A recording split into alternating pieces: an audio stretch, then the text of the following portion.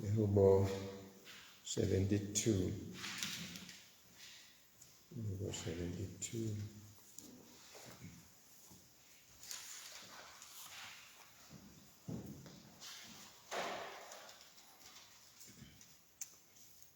Hawu Nkulunkulu, nika inkosi likhono lakho lekwehlulela nekubusa ngebucotfo, unike lo mntwana inkosi kulunga kwakho. Shangatsi ingehlulela sive sakho ngekulunga, nalaba mpofu ibaphatse ngebucotfo. Indzaba tiyawuletsa kuthula kubantfu, kanjalo nemagcuma kuchuma kwekulunga. Shangatsi ingabavikela bantfu labatimbofana, ikhulule lebeswele, ipicite labacindzeteli. Shangatsi bangesaba wena, bakwesabe emini kukhanya lilanga, bakwesabe noma sekukhanya inyanga, titukulwane ngetitukulwane. Shangatsi inkosi ungayenta ibe njengemvula nayehlahlela emadlelweni, nanjengemvula nayinisela umhlabatsi. Shangatsi ngemalanga ayo kungandza kulunga, kwanze nekuthula siphelane. Shangatsi bukhosi bayo bungagcwala umhlaba, busuke elwandle buye bufike elwandle lolunye, busuke emfuleni buze bufike ekugcineni kwemhlaba. Shangatsi tive letihlala ehlane tingakhotsama embi kwayo, netitsa tayo tiyikhotsamele. Shangatsi emakhosi aseThashishi nasetichingini angetfula tipho kuyo. Shangatsi emakhosi aseSheba newaseseba angetfula kuyo imitselo yawo. Shangatsi onke emakhosi angakhotsama kuyo, netive tonke tiyikhonde. Iyawumkhulula loyimbitako, naloweswele, nalompofu, nalote umsiti. Inesihe kulababutsakatsaka nalabeswele, isinzise kuphila kwalabeswele. Ikhulula kuphila kwalabo labasekubandzetelweni nasebudloveni, ingati yabo iligugu emehlweni ayo. Shangatsi ingakhula idzimate ikokobe, iphiwe negolide yaseSheba. Shangatsi ingadandazelwa njalo njalo, icelelwe tibusiso taNkulunkulu ngato tonke tikhatsi. Shangatsi kungaba nenala emasimini, lenala isibekele ticongo tetindzaba kute kube tiphihli, sincane setihlahla taseLebanoni. Shangatsi lamadolobha angagcwala babantfu babe ngangetjani. Shangatsi libito layo lingahlala ingunaphakatse, lichubeke latiwe njengelilanga. Tive tonke atibusiswe ngayo, tiyawumbita ngekutsi yinkhosi lebusisekile. Akabongwe simakatse Nkulunkulu, nguye longuNkulunkulu wema-Israyeli, nguye yedwa lowenta timangaliso. Alibongwe libito lakhe lenkatimulo, libongwe kuze kube phakatse. Shangatsi umhlaba wonke ungagcwala inkatimulo yakhe. Amen. Yebo, amen. Siphetho simthandazo. Amen. Akudunyiswe uyisene losana namoya oyingcwele, njengoba bekunjalo ekuqaleni senjalo nanyalo kuyakuba njalo kude kube nini nanini. Amen.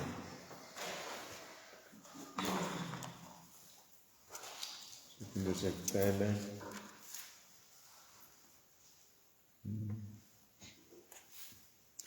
Sibuya kuDanyela, incwadi yaDanyela, isahluko 4, verse 19 kuya 27. Verse 19 kuya 27.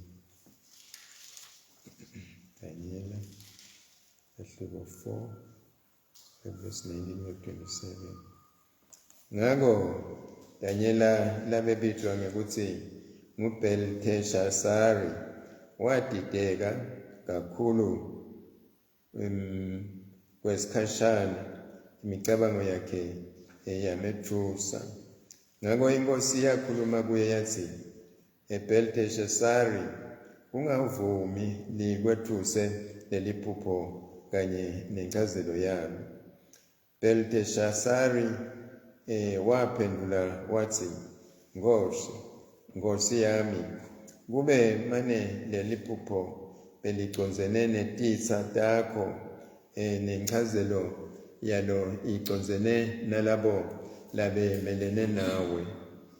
Lesihlahla losibonile lesikhule sabuye saqina nesihloko saso sitsinza sibhakabhaka sibonakala emhlabeni wonke, sinemacembe lamahle netitselo letinyenti, sinekudla kwabo bonke, singumthundi wekuhlala tilwane tesiganga, sinetidleke emagaleni aso kutsi utekwakhela tinyoni tasemoyeni.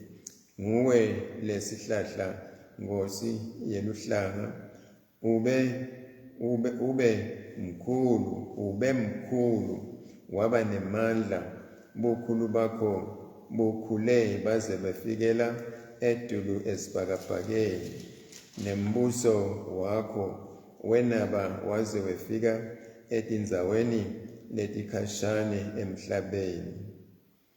Wena Nkosi ubone sithunywa lesingcwele sehla siphuma ezulwini sithi, sijube leso sihlahla usibhubhise, kodwa ushiye siphundi saso siboshwe ngensimbi nangelithusi etshanini besiganga, timphandze taso tisele phansi emhlabatsini. Lo muntu akanethwe ngematolo asezulwini, akahlale njengetilwane tesiganga kuze kwendlule tikhatsi letisikhombisa ngakuye.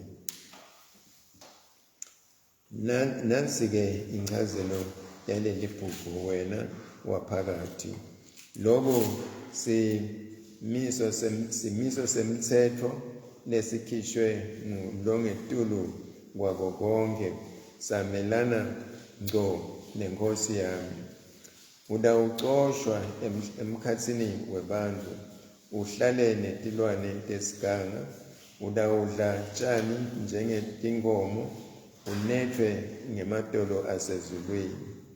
Utawukwendlula tikhatsi letisikhombisa kuwe, uze uvume kutsi longetulu kwako konke wengamele imibuso yonke yemhlaba yebantfu, uyinika nome ngubani lowo latsandza kumupha yona. Lo myalo wekushiya siphundi sesihlahla netimphandze taso kusho kutsi lo mbuso wakho uyawubuyiselwa kuwe, wena nase uvume kutsi lizulu ngilo lelibusako. Ngako-ke wena waphakathi asemukeleke kuwe leseluleko sami. Yekela tono takho, wende lokulungile, uyekele nekukhohlakala kwakho ngekutsi ube nemusa kulabo labacindzetelwe. Kungenteka kutsi kuchubeka kahle kwakho nekuphumelela kwakho kuchubekele embili. Phela lapho sifundo sekucala. Amen. Sifundo sesibili. Johane wokuqala.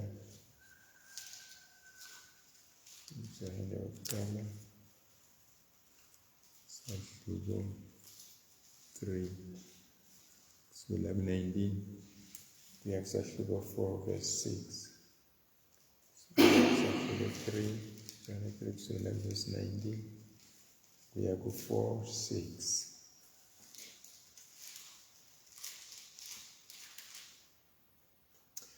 Ngalokho-ke siyawukwati ukuthi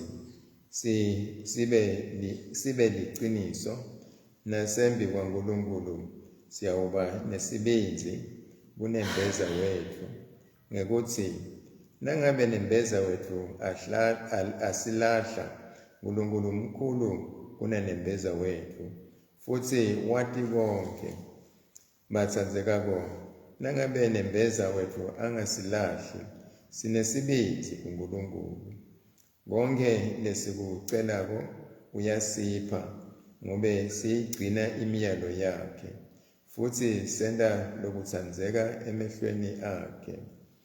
Naku lasiyala ngako, kuthi sikholwe egameni lendodana yakhe lenguJesu Kristu, bese siyatsandzana njengobe asiyala.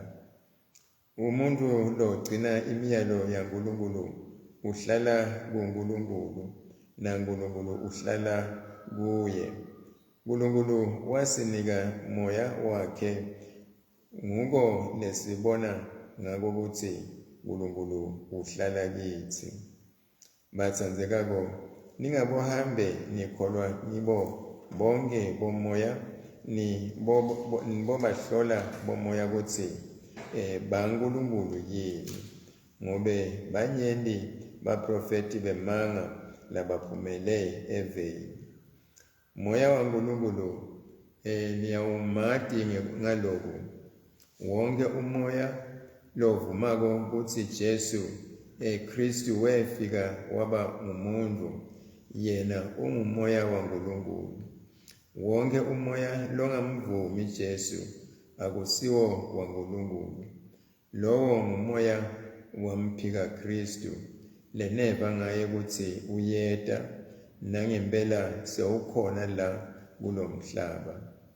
Bantu bami, nine nibaNkulunkulu senibehlulile baprofeti bemanga, ngobe lowo lokini mkhulu kunalowo losemhlabeni. Bona belive, ngako-ke na laba kukhulumako waseveni, futhi nelive liyabeva. Tsine sibaNkulunkulu, lo matiko Nkulunkulu uyasiva, lowo longesiye waNkulunkulu akasiva. Siwehlukanisa ngaloko-ke umoya weliciniso nemoya wekweduka. Siphela lapho sithulo sesibili.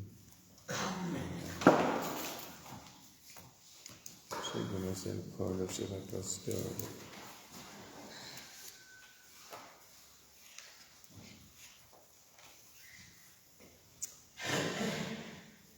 Ngiyakholwa kuNkulunkulu uyiseso mandla, umdali welizulu nemhlaba.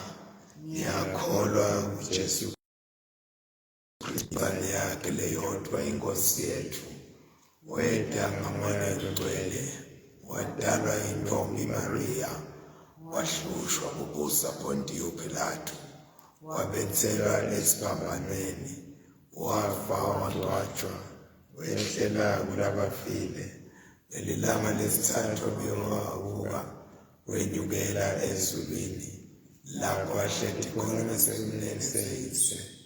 Udawubuya ekwehlulela labaphilako nalabafile. Ngiyakholwa kumoya longcwele, nasebandleni legcwele Katolika, nasenhlanganweni yalabangcwele, kuthethelelwa kwezono, ukuvuka kwemtimba, ukuphila kwanini nanini. Amen.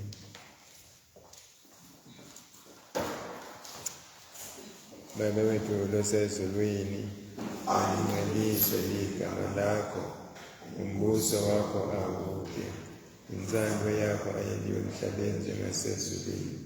Siphe lamuhla ukudla kwethu kwamalanga onke, sitheselele izono zethu, njengoba nathi sibatheselela labasonako. Ungasingenisi ekulingweni, usisinzise kulokubi, ngobe umbuso ngewakho, nemandla nebukhosi, kude kube nini nanini. Amen. Nkosi, bonakalisa isawu sakho kithi, usize wakho nokusindisayo. Nkosi, bani nemusa eveni lakithi, sive ngishawo. Bambese ngekulunga abapristi bakho, Nkosi, yenda kuthi indlela takho tatiwe emhlabeni, baphe abantu bakho sibusiso sekuthula, Nkulunkulu hlambulula inhliziyo tethu. Amen. Tendezweni namuhla sibuke la ngiyabona idolo kufanele sithandaze sikhumbule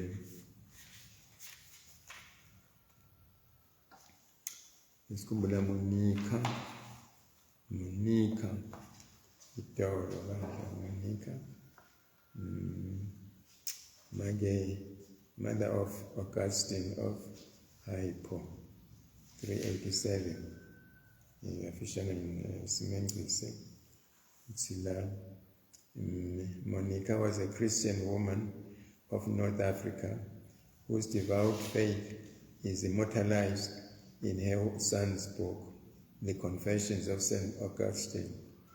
As a young man, Augustine caused his mother great sorrow as he rejected her church and sought self-fulfillment in the rival cults and philosophies of the day.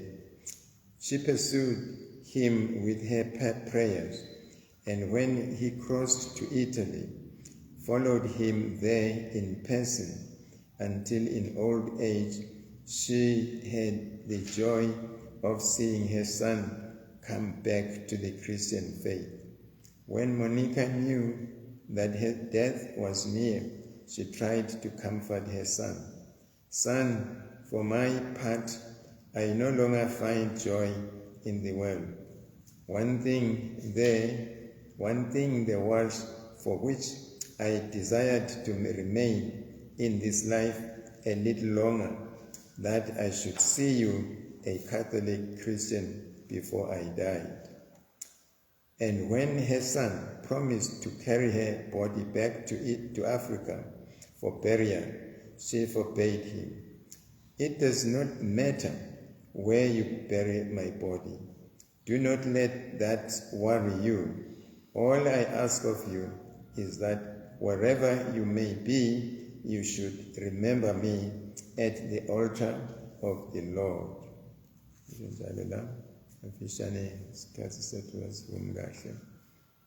Gracious Lord, you heard the supplication of your servant Monica when she cried for you in anguish and sorrow. Teach us in all our asking, so to ask in your name that our sorrow may be turned into joy. Through Jesus Christ our Lord. Amen. Amen.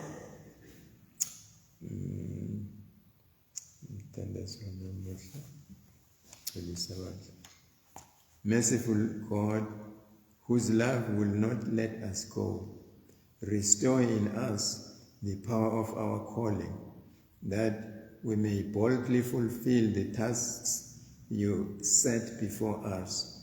Through Jesus Christ our Lord, who with you and the Holy Spirit is worthy of blessing and honor, glory and power forever and ever.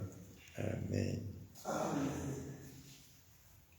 Nkulunkulu lokuvela kuwe kuthula longumsandzi wokuvumelana wathi wena kuphila lokuphakaze ukhonda wena kubusa impela sivikele thina abantu bakho labathobekileyo labayimbikisi basihlasela ukuthi thina lezi sempela kuwe singeshavi imandla etisa kithi ngemandla aJesu Kristu inkosi yethu. Amen. Nkulunkulu babe lomakathe wasidala ngemandla akho wasihlenga nangothando lwakho sihole usiqinise ngomoya wakho Kodwa sitinikele kukhonda wena. Sihambe ngelilanga lanamuhla ngekuthanza wena nangekuthanzana ngaJesu Kristu inkosi yethu.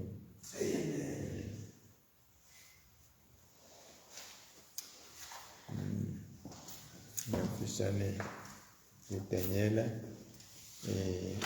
lesivile evikini malangeni laphelile ukuthi Nebukadnezar wabe nephupho lelitsite lelagcina lichazwa boMeshach naShadrach naAbednego ngathi lelachazwa lelo phupho lelo wagcina kodwa aphindze wasewakhasilo ukuzana isithombe lesikhulu umfanekiso lomkhulu olosibeka bathi awukhothanywe nguwo wonke muntu nabala boShadrach naMeshach naAbednego njengoba bekathembisile wabafaka emlilweni loshisa kakhulu nalohumako kodwa bangede basha empeleni nakababona kulomlilo ukucala nje ukuthi laba babafaka lapha emlilweni bona basha babushiswa kulomlilo basafaka kodwa laba babafaka bangeniswa lapha bangede basha empeleni uthiwa yena Nebukadnezar wabe sedudane wahlala lobuka ukuthi basha kamnanzi kanjani ngicabanga kwakhe kodwa wabona sebangifola lapha ekhaya wamangala ukuthi kanjani usebangifola ngoba bekuthiwa kufaka abantu abangu-3 agcine ke sekabamemeda abone ukuthi uNkulunkulu wabo Shadrach unabo agcine ke abamemeda ukuthi abaphume ube athi la ungathi kunemntwana unendwazana losetikwa konke kodwa kangathi lokuthi uyabona lokuthi kunendwazana yaNkulunkulu kodwa na akakholwa kuye lo Nkulunkulu kangathi lokuthi ukubona kanjani namhla ke la sifa kuthiwa bana lelinye liphupho lekwafuneka ukuthi Daniela ligcoko lwakhe alichaze leliphupho uyalichaza ke Daniela la leliphupho njengoba sesivile ukuthi lisho ukuthini ukuthi Nebukadnezar uyawu banemadla amakhulu kodwa lawo mandla ayawuzushunwa agcine naye ungathi atsingiswe tikhathi leti isikhombisa kwengele tikhathi leto phindze futhi lowo mbuso wakhe ubuyisele kuye kodwa uyabuyisela kuye uma avuma ukuthi uNkulunkulu lo setikwa konke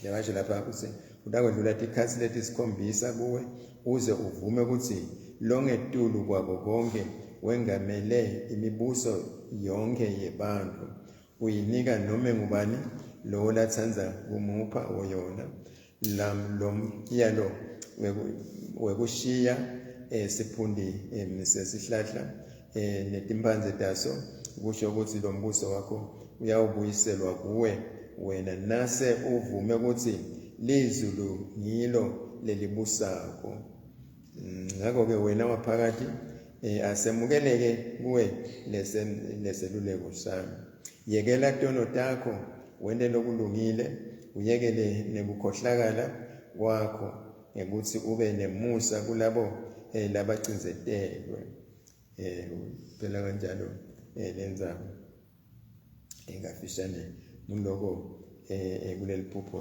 lesibili la Nebukadnezar leselihunyuswa elichazwa nguDaniel yawuba ngesikhathi nesitawuthi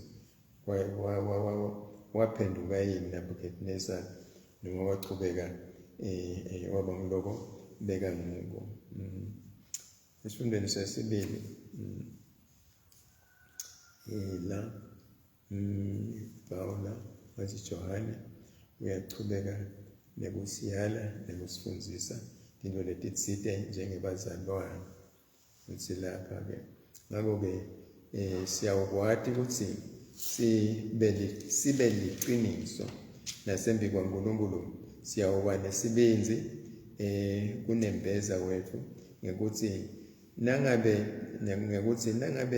nembeza wethu asilahla uNkulunkulu mkhulu kunenembeza wethu futhi wathi konke ngizaba ikunembeza ngizaba ikunembeza nekuthi-ke sikwazi ukuhumusha imimoya lesiteni, imimoya lesiyiliva, ngoba leminye imoya iyadukisa, leminye imimoya ingiyo yaNkulunkulu.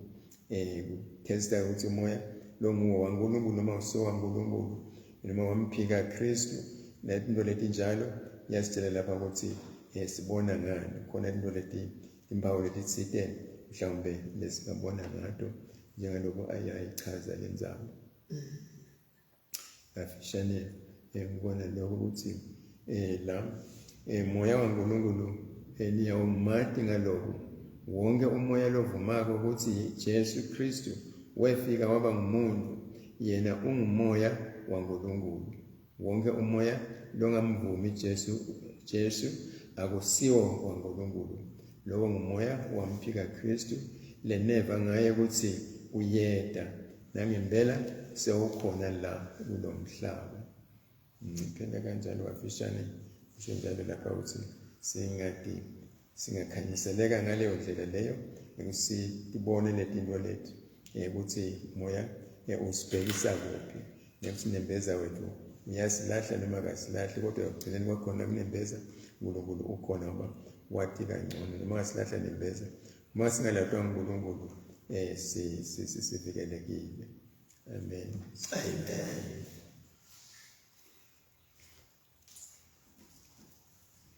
Sibusiso neludumo nekubonga nokubabada lokudlulela singakusho nalesingakuconza kube kwethathu lobungcwele nalokudumiseka kwakho. Yise nendozana namalo ongcwele ubathathu tingilo sitongo nebantu bonke nabo bonke lokudaliwe kude kube nini nanini. Amen. Nkulunkulu samandla siyakubabada, Nkosi yomza wonke siyakukhonda, asikufanele wena. Kepha kulunga kwakho kusenda kube sekudumise sekubonga. Sekudumisela impilo losiphe yona. Netibusisa tonke lesemukele etandleni takho. Etwako konke sibongela indodana yakho Jesu Kristu. Nemusa nelithemba losiphe lona ngekufa nekuvuka kwakhe. Siyakucela Baba wethu usende singakhohlwa umsha wakho kithi. Yenda ukuthi sibonakalise ukubonga kwethu, singabongi ngemavi nje kodwa nangempilo yethu nyalo nanini. Amen. Baba losesibe indodana yakho ethembisile ukuthi nasithandaza igama layo lawusiva, yemukela imithandazo yethu. Usiphe lokho lokusifanele, silale iqiniso lakho selapha emhlabeni nekuphelela kokuphila lokuphakade empilweni letabo ngaJesu Kristu inkosi yethu. Amen. Sebandla simane kalachilela sikalache khona sawubona. Nkosi. Siyabonga mntana Nkosi. Makela